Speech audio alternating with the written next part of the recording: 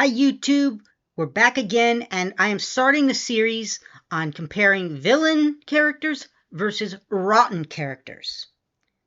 Now, the first pair that we are going to compare, forgive the pun or the rhyme, will be from the Harry Potter series. We are going to compare the villain of Voldemort, or Tom Riddle, against the rotten person of Dolores Umbridge. Now, this is all based off of my opinion of what I already expressed in the previous video of villains versus bad people. I have changed that to rotten people, meaning they have been rotten through the core. There is nothing redeeming about them. There's nothing charismatic about them. There's nothing that would get people to follow them or to sympathize, pity, anything. Only anger and hatred to a great degree. So we're going to start with Voldemort. I have my notes here. I had to write all this down just to get my thoughts in order. So we know about Voldemort's past. We know what he went through as a child. He was born of a love potion connection between his mother, a pure blood descendant of Slytherin, and a muggle who was very, very rich, but also very, very arrogant and handsome, apparently, but also just left the mother with her son while she was pregnant and never once tried to find him. Voldemort grows up in an orphanage until he is sent a letter or met by Albus Dumbledore to come to Hogwarts. And we learn through Dumbledore's memories that Voldemort has been using his magical powers to harm other children, to torment other children. And he's been collecting treasures, trophies from these people. And that he can speak Parseltongue, so he can talk to snakes. And we immediately see that this is no ordinary 11-year-old boy. He quickly deduces that he is special, at least in his mind, that he's a magical being. Then we see, through those memories, we see how Voldemort framed Hagrid with the death of Moaning Myrtle and the Basilisk so he could stay in Hogwarts. And then we see how he, at the age of 16, found his uncle, learned about his father, and then proceeded to murder his father and grandparents in their own home and use a memory charm on his uncle to get him to confess to that crime so that he was sent to Azkaban for the rest of his life. So Voldemort then, using the powers that he's trying to gain and becoming a very charming and powerful wizard who is not suspected by anybody except Albus Dumbledore, quickly commits several more murders quietly and carefully to gain more and more power, and then he starts to gather up followers for pure blood supremacy. In reality, even though he does believe in pure blood supremacy, even though he himself is a half-blood and he's ashamed of that, he does want to escape death. He believes that his mother died because that if she had been a more powerful witch, that she would have lived. That she should not have died if she was a witch. And when he finds out that she did die, even though she was a witch, in spite of being a witch, that scares him. Although we don't see that, we know it scares him, so he pursues any avenue he thinks will help him achieve immortality. He fears death because he sees that as being more powerful than himself. And he decides to use what they call Horcruxes, which will split your soul apart if you commit murder and then put a piece of your soul into an object. And he, through his collection of various trophies from his various murders, uses high-profile wizarding items to become immortal. And so he becomes a very powerful wizard, probably the scariest wizard in those times.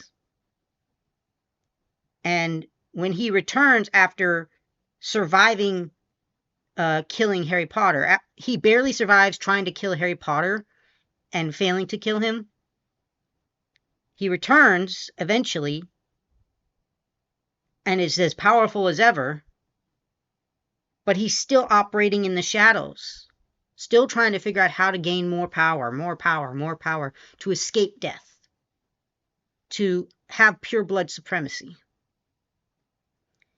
And he has fanatic followers. He has people who are afraid of him that follow him. He has people that follow him for opportunities, people that believe in him, and people who are just angry at the world in general and join him. And he forms them into a cohesive army, basically, that actually takes over the Ministry of Magic. And he still tries to pursue his goal of escaping death, and also believing through this prophecy that if he kills Harry Potter, he can escape death itself and become the most powerful wizard in all of wizard time.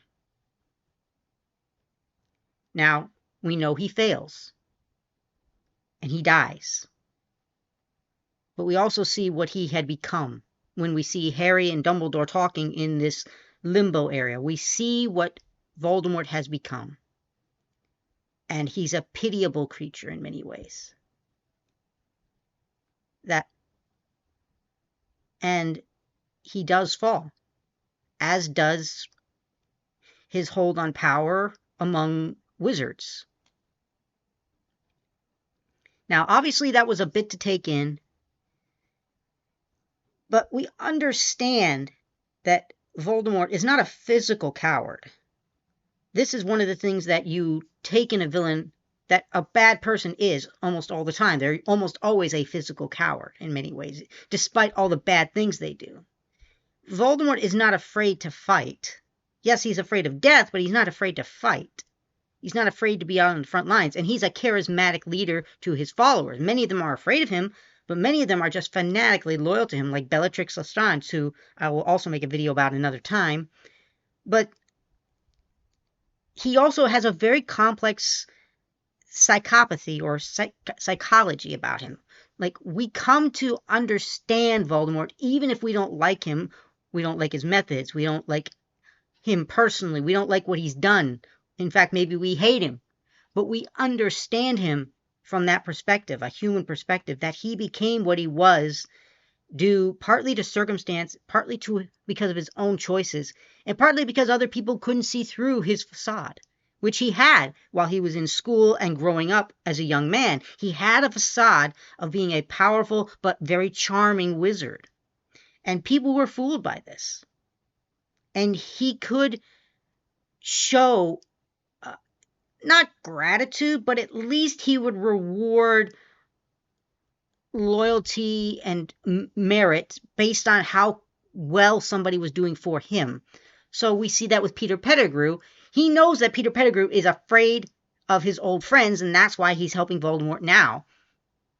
But when Peter Pettigrew literally chops off his own hand to revive Voldemort and takes care of him as a pitiable little creature that can barely lift a wand, he rewards him by giving him another hand and keeping him as one of his Death Eaters with, the dark mark. So, and he uses his Death Eaters based off of their strengths for the most part, and he doesn't care how rich or poor or how high of a standing they have among other wizards. If they displease him, he's going to make that known to them personally and to his fellow followers. So he rewards results as well as even just as much as loyalty, which is not something that a rotten person does. So as a character, we come to understand Voldemort. He has points that make him understandable, and things that would make people follow him, even if you don't like him. Now, we're going to move on to Dolores Umbridge. Now, this one I wrote a bit more for because she is just such a horrible person. I wrote this. Dolores Umbridge is a cruel and corrupt toady who follows any person who is in power. She uses that power to inflict what she deems as punishment, which in reality is just cruelty onto other people who are weaker or crosses her. She has a irrational fear and hatred of magical creatures that have human intelligence, such as centaurs, merfolk, and werewolves. And that particularly bothers us as the readers because we know that one of the coolest characters, Remus Lupin, almost nobody doesn't like him. Most of us do love him. He's a werewolf. And because of laws that she helps pass, he can't get a job in most places. So we really don't like him from that perspective, or her from that perspective, sorry. And she is a fanatical rule follower until those rules get in her way of getting what she wants or what she wants to do. So that is why it is such a hard thing for her to take when Dumbledore is able to skirt around all these rules that she's made as the inspector of the school, or however she called it. When she's trying to fire Trelawney and hire a new teacher, and he brings in this centaur teacher, and she's just horrified and hateful about it. And she can't hide it for very long. She puts up a facade of this sweet woman who just follows the rules and does what she's told, while at the same time enjoying inflicting harm on others. Like with Harry, when she gives him his punishment for being disrespectful, she makes him use a pen, a quill, magical quill that uses his own blood as ink, but cuts into the back of his hand, "I must not tell lies," until it completely scars over his hand, the back of his hand, so he can never forget what he said to her, and he always is marked by her, you could say.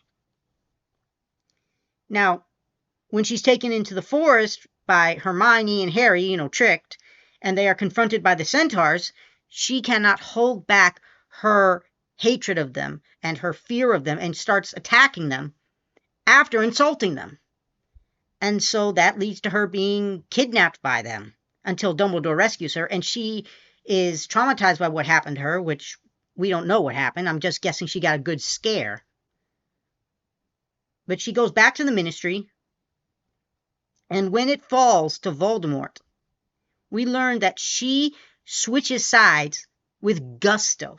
She's not a reluctant follower anymore. She is somebody who stays in the Ministry pushing Voldemort's pure blood supremacy agenda with gusto, with a hankering for it. She becomes one of these people who, I forget the title, but she, at one point when Harry is going into her office, he sees the magical eye of the now dead Mad-Eye Moody on her doorknob. She had taken Mad-Eye Moody's magical eye and put it on the doorknob of her office door. And now at her job, instead of being undersecretary to the minister, what she does is she holds these trials for Muggle-born witches and wizards, saying that what they did is they stole magic or stole wands from real witches and wizards, which is complete nonsense. It's complete BS. It's just a way to go after Muggle-borns and persecute and discriminate against them and very possibly kill them, to take away any power or leverage or magic they have. And the way they keep these people under control is through using the Dementors, which, for people who've watched Harry Potter or read it, they know that Dementors suck the happiness out of people. Dolores Umbridge is using a Patronus charm, which requires happy thoughts to maintain, to keep the Dementors away from her so she can keep doing her job. And it's a very powerful Patronus, and the only reason it's working is because her happiness is coming from hurting these people. Her Patronus is so powerful because she's enjoying what she's doing, hurting and tormenting these people that are Muggle-borns. And she's also, as I said, corrupt.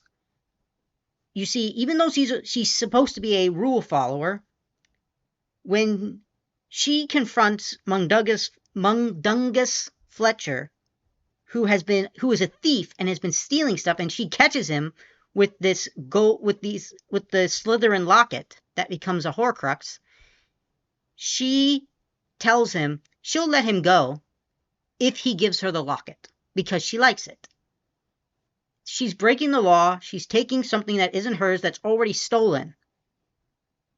And so we see that she is corrupt, enjoys hurting people, and has no problem switching sides in any way. We see that she's complete bigot. She takes her bigotry from being against the magical creatures with human intelligence, and she immediately pushes that even further into pureblood supremacy. And she also uses the locket that has an S on it for Slytherin. She uses it to say she's related to the Svens, apparently a magical pureblood family, to up her position even more. So she's a liar, she's cruel, corrupt, bigoted, and a complete physical coward. She is a complete coward in every way. She was afraid going into the forest. She was afraid to battle against anybody. And when she was finally confronted with her crimes, she was thrown in jail. There were no redeeming qualities to Dolores Umbridge. Nobody wanted to follow her. Nobody respected her. And nobody ever shed a tear for her. She was completely for her own self-interest. And that self-interest was about causing harm to others. She didn't care about ideology. She was a complete opportunist, and she never once elicited pity from us as the readers or watchers. So that's why I think that Voldemort, although he's an evil guy, we should never take that out of consideration, that he was evil, he was doing evil things, but you can understand as a character where he comes from, and that he has certain principles he stuck by, even if those principles were absolutely terrible, which was to escape death, obtain power, pureblood supremacy. Umbridge, on the other hand, had no principles, simply enjoyed inflicting harm on others, would switch sides in a second, and portrayed herself as a rule follower while being completely corrupt and abandoning all the rules when it suited her. So that is my first video comparing villains versus rotten characters. So I hope this was a good video for you guys, and I look forward to the next one. Hopefully I'll have it up next week. Take care, my wolf pack.